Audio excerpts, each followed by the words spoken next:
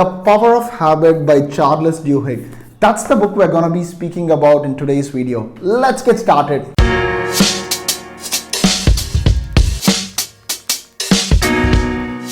Hey folks, welcome or welcome back.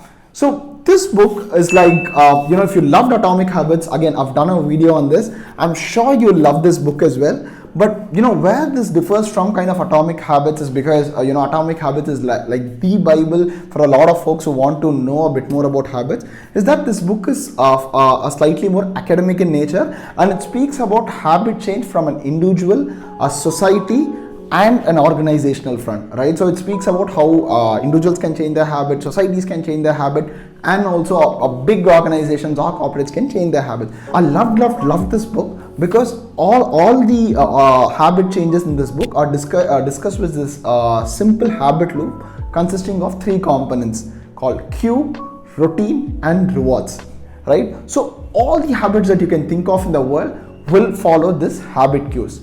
All that's great. How can you use this to change or shed the bad habits that you have? That's something that we will be covering as we speak. But what I really loved about this book was the fact that how simple it is. I mean, it kind of simplifies a lot of complex thinking around habits. And if you're looking for a book that explains the scientific reasons of why you do what you do rather than tactical advice that Atomic Habits dives into, this is a great book. So I would say if you're someone who's just getting started with habits, you want to change a ton of stuff, Atomic Habits is the book. But if you want to understand the science of why we do what we do, I would say The Power of Habit is the book that you must have in your bookshelf. Again, this book starts off on a beautiful note, talking about an experiment on a rat. Again, I'm gonna do my best. I hope you're able to see the visuals as well. So there is this rat with, with like a shutter, and every time there is a click sound, this shutter goes up. The rat passes the a shutter, goes to right or left, and there is a chocolate kept on the left. And then it eats the chocolate. So and they repeated this experiment multiple times, placing the chocolate on the right hand side of the tunnel, right? And what they did was to map the brain activity on the rat to see what happens when there is a cue that happens, the cue being the click sound and the shutter coming out, the routine, which is the rat running, and the reward, which is the rat fetching the chocolate, right? The first few times, again, this is the graph of the rat on the first few times. As you can see, the brain activity is extremely high when the initial few times the rat is kind of following the routine. Compare that to this graph where the routine or the brain activity when the rat is performing the running action is pretty low. You would see that when the cue is performed, which is the click, and the reward, which is eating the chocolate, the brain activity is pretty much the same. The brain activity is very low when you perform the routine. How does this translate to real life? Is when you are performing a habit, and when it becomes second nature to you, you performing a specific action just doesn't consume a lot of brain activity. What can I do to ensure that I am a better person after seeing this video? Yes, that's what we're going to be seeing. So I want to speak about a lot of bad habits here. So I want to kind of speak about, or I want you guys to kind of comment 2 bad habits that you folks want to change, right? So let's say it could be smoking and drinking, it could be social media addiction, it could be just doing some amount of stress eating, it could be like excessive socializing in the weekends, or whatever floats your boat. I want you folks to kind of comment that in the video below.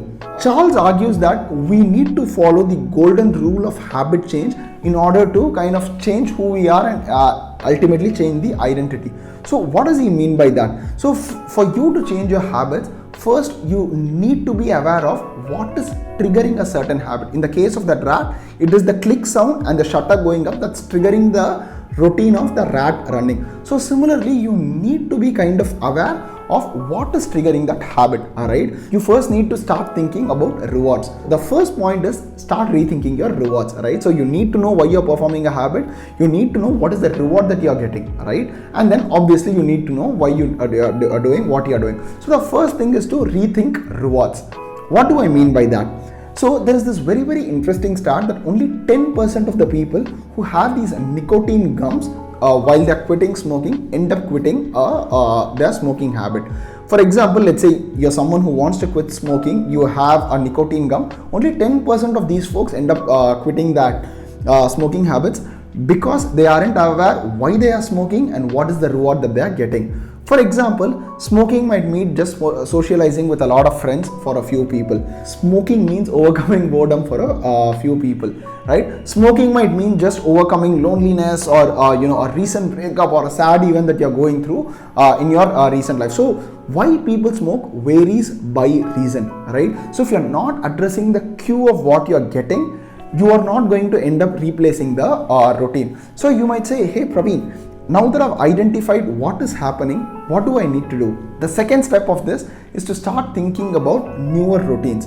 What do I mean by that? So there is a very, very interesting example that again Charles quotes in this book about him having a cookie craving while he was writing this book, right? So while he was writing this book, what happened is he started craving for cookie every single day, and then as with all the bad habits, all these cookies started reflecting on his waistline. So to overcome this, every time he had a cookie craving, Charles wrote 4 things. Where am I at this point of time? What time is it? What is the emotional state I am in? And what am I doing? What action am I performing? Let's say I'm writing the book or I'm speaking with friends and things like that. So he did that for 1 whole week, and then he realized that after documenting the answers to these 4 questions for 1 whole week, it was around 3 to 3:30 that he started to feel the craving for a cookie, right? So he has identified the cue now. As with the smoking, once you have identified, here with cookie, he has identified at what time or when these things are happening. He was able to see a pattern. What did he do next?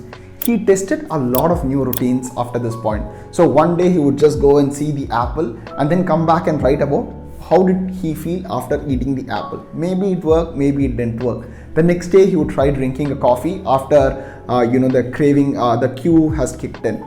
Maybe it worked, maybe it didn't work. And after experimenting a lot of these routines, he realized that his craving for a cookie came from the fact that he wanted to gossip and socialize with his friends. So what he started doing, he set an alarm at around 3 to 3:15 on his phone.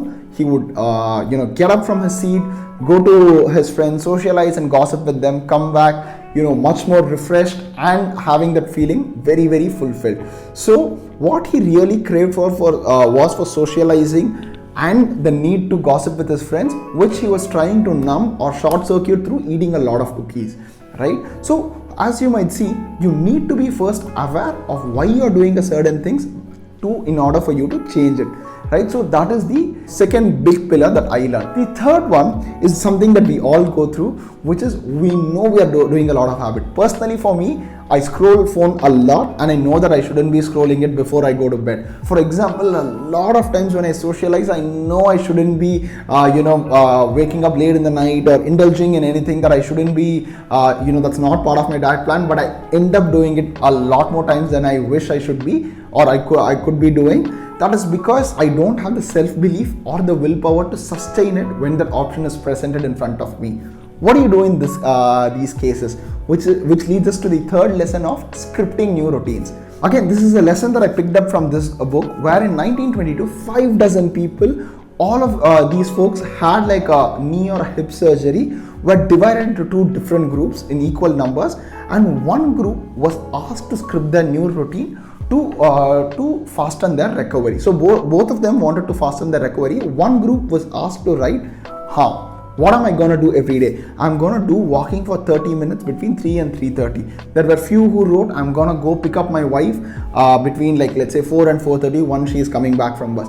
Whereas the other group, other half of the group was just asked to set the intention and not script their new routine. So they will just tell themselves that, hey, in 3 months we need to be walking, but they weren't asked to script or do anything of that sort. You would be surprised to know that at the end of 3 months, the recovery of the patients who scripted their routine, who told that this is the time I'm going to get up and do stuff, had far more higher willpower, and they were far more able to kind of stick to their routines day in and day out as compared to the folks who hadn't scripted their new routines. So for you to have that willpower to execute, one, script the new routine, and you need to start believing that yes, you will be executing what you have told in your script. And this is an approach that Starbucks and a lot of other organizations follow, which are in the service-based industries. For example, Starbucks asks every employee to write, when I face an angry customer, da da da da da. You know, they need to fill up the exact scenario, what is going to happen of when they face an angry customer. For example, every Starbucks employee is asked to write, when the store is overwhelmed with a lot of crowd, this is what I'm going to be doing. So they've scripted the routine and they've done it so many times that it becomes conscious, unconscious decisions that they do when they face a similar situation, right? So similarly, start visualizing and scripting your routines to a level where it starts becoming automatic. So that is the third lesson. The fourth and the final lesson, which is the biggest takeaway for me, which I've started incorporating a lot more, is the keystone habits. So keystone habits are these one big habit that triggers a series of other habits, right? So in this book, they've spoken about keystone habits at a place to incorporate organizational changes, about how one organization took one keystone habit, which is the worker safety, and trickle it down to multiple other departments and multiple other operations, and how that led to a lot of bigger profits. For me personally, I would say that we can start incorporating that in our personal lives as well. The mistake that most of us do with habits, which I have personally faced, is we try to start too many habits at one point of time, and we fail in one, we end up failing in a lot of things. And the other way around, we succeed in one, that gives us the boost to, let's say, succeed in a lot of other things. So I've told myself that, hey, every 6 to 8 months, I will pick up one keystone habit.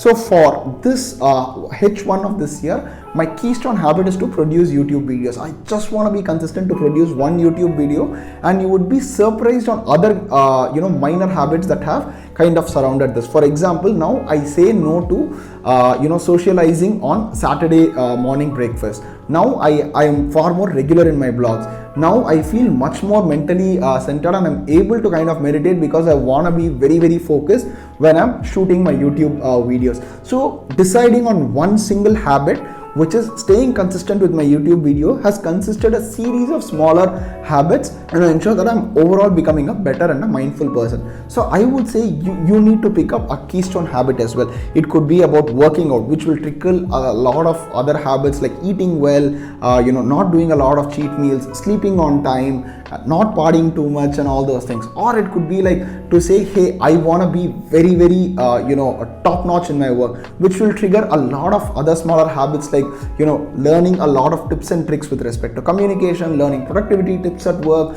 being a better communicator, and all those things. So pick that one keystone habit, and you will be surprised at the trickle effect it has on a lot of smaller habits. So these were my 4 interpretations and 4 lessons that I learned by reading this book. Let me know what you think, and until I see you in the next video, this is Praveen Ramesh signing off.